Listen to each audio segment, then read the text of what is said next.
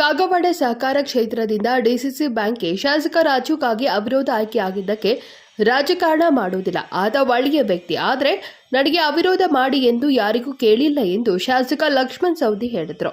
ಬೆಳಗಾವಿ ಜಿಲ್ಲೆಯ ಚಿಕ್ಕೋಡಿ ತಾಲೂಕಿನ ಹಾರುಗಿರಿಯಲ್ಲಿ ಸುದ್ದಿಗಾರರೊಂದಿಗೆ ಮಾತನಾಡಿದ ಅವರು, ಶಾಸಕ ರಾಜು ಕಾಗೆಗೆ 20 ಮತದಾರರು ನಮಗೆ ಬೆಂಬಲ ಕೊಟ್ಟಿದ್ದರಿಂದ ಅವಿರೋಧ ಆಯ್ಕೆಯಾಗಿದೆ.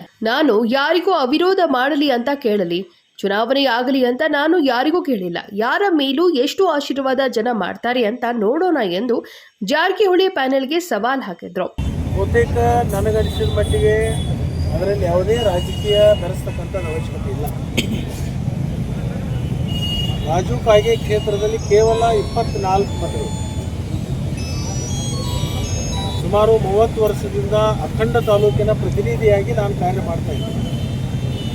ಅಲ್ಲಿ 24 ಮತಗಳಿರೋದ್ರಿಂದ 20 ಮತದಾರರು ನಮ್ಮ ಕಡೆ ಏಕಕಾಲಕ್ಕೆ ನಮ್ಮ ಜೊತೆಗೆ ಬಂದು ನಮಗೆ ಬೆಂಬಲವನ್ನು ಕೊಟ್ಟಿದ್ದರಿಂದ ಅಲ್ಲಿ ವಿರೋಧದಲ್ಲಿ ಅಭ್ಯರ್ಥಿಯಾಗಿರ್ತಕ್ಕಂಥವ್ರಿಗೆ ಯಾಕೆ ಸೋಲ್ಬೇಕು, ಅನಿವಾರ್ಯವಾಗಿ ಸೋಲು ಮತ್ತೆ ಯಾಕೆ ಮಾನಹಾನಿ ಮಾಡ್ಕೋಬೇಕು ಅಂತಕ್ಕಂಥ ಉದ್ದೇಶ ಇಟ್ಕೊಂಡು ಯಾರೋ ಒಬ್ಬರು ತಪ್ಪೋಳಿ ಅಂತ ಹೇಳಬೇಕಾಗಿರ್ತಕ್ಕಂಥವ್ರು ನೆಪ ಬೇಕಾಗಿತ್ತು.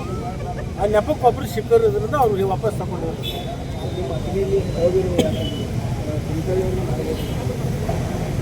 ನಾನು ಯಾರಿಗೆ ಐನೂರು ಮಾಡಿರಿ ಅಂತ ಹೇಳಿ ಮನವೇನು ಮಾಡ್ಕೊಳ್ಳೋದಿಲ್ಲ, ಕೇಳ್ಕೊಂಡೂ ಇಲ್ಲ.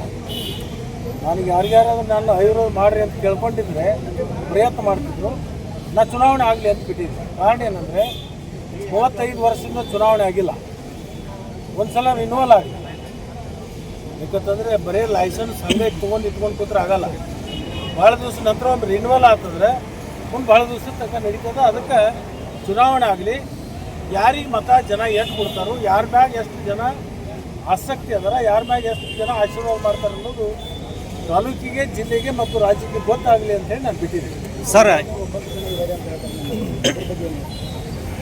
9 ಜನ ಆಯ್ಕೆ ಆಗಿದ್ದವ್ರು ಎಲ್ಲರೂ ನಮ್ಮ ಪರವಾಗಿರ್ತಕ್ಕಂಥವ್ರೇ ಇತ್ತು. ಸರ್, ಈಗಾಗಲೇ ಜಾರಕಿಹೊಳಿ ಸಹೋದರರು ಒಗ್ಗಟ್ಟಾಗಿ ಹೋದರು, ಆದರೆ ಲಿಂಗಾಯತರಲ್ಲಿ ಯಾಕೆ ಒಗ್ಗಟ್ಟು ಮಾಡಲಿಲ್ಲ? ಇದು ಜಾತ್ಯತೀತ ಪಕ್ಷಾತೀತವಾಗಿರ್ತಕ್ಕಂಥ ಚುನಾವಣೆ, ಜಾತಿಗೆ ಆಧಾರವಾಗಿರ್ತಕ್ಕಂಥ ಚುನಾವಣೆ ಅಲ್ಲ, ಪಕ್ಷಕ್ಕೆ ಆಧಾರವಾಗಿರ್ತಕ್ಕಂಥ ಚುನಾವಣೆ ಅಲ್ಲ. 9 ಜನ ಆಯ್ಕೆಯಾದವರು ನಮ್ಮ ಪರವಾಗಿ ಇದ್ದವರೇ. ಈ ಚುನಾವಣೆ ಜಾತ್ಯತೀತ ಪಕ್ಷಾತೀತ ಚುನಾವಣೆಯಾಗುತ್ತದೆ. ಚುನಾವಣೆ ಆದ ಮೇಲೆ ಯಾರು ಅಧ್ಯಕ್ಷ ಅಂತ ಗೊತ್ತಾಗುತ್ತೆ ಎಂದರು. ಚುನಾವಣೆಯಲ್ಲಿ ರೆಸಾರ್ಟ್ ರಾಜಕಾರಣ ವಿಚಾರಕ್ಕೆ ಉತ್ತರಿಸಿದ ಅವರು, ಈ ಚುನಾವಣೆಯಲ್ಲಿ ಬಹಳ ಹೊಸ ತಂತ್ರಗಳು ಶುರುವಾಗಿವೆ. ಹಿಂದಿನ ಸಾರಿ ಚಹಾ ಚೂಡಾದ ಮೇಲೆ ಚುನಾವಣೆಯಾಗ್ತಿತ್ತು. ಈಗ ಹಣ ಹೆಂಡದ ಹೊಳೆ ತೋಳ್ಬಲದ ಮೇಲೆ ನಡೆಯುತ್ತಿದೆ ಎಂದರು. Rajashekhar Hiremath, KMM Kannada news, Chikkodi.